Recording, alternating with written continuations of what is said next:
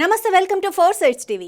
భద్రాద్రి కొత్తగూడెం జిల్లా మణుగూరు మండలం శివలింగాపురం ప్రాథమిక ఆరోగ్య కేంద్రంలో పల్స్ పోలియో కార్యక్రమాన్ని పినపాక ఎమ్మెల్యే పాయం వెంకటేశ్వర్లు ప్రారంభించారు.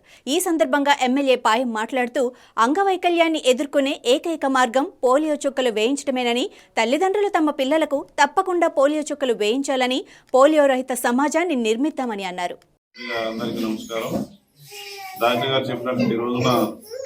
పల్స్ పోలియో కార్యక్రమం భారతదేశ వ్యాప్తంగా ఈ రోజున నిర్వహించడం జరుగుతూ ఉంది.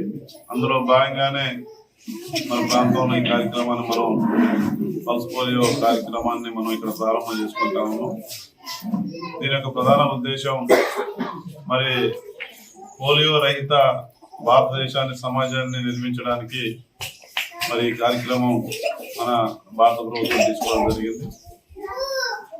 ఇది 5 సంవత్సరాల్లో పిల్లలకు ఈ పోలియో చుక్కలు వేయడం వలన పోలియో అనేది రాకుండా, పల్స్ పోలియో కార్యక్రమం అనేది ఈ చుక్కలు వేయడం వల్ల వాళ్ళకు పెరిగే పిల్లలకు పోలియో బారిన పడకుండా దాని నివారణ కోసం ఈ కార్యక్రమం తీసుకుంది. అన్ని రాష్ట్రాల్లో దేశవ్యాప్తంగా ఈ కార్యక్రమం కొనసాగుతూ ఉంది.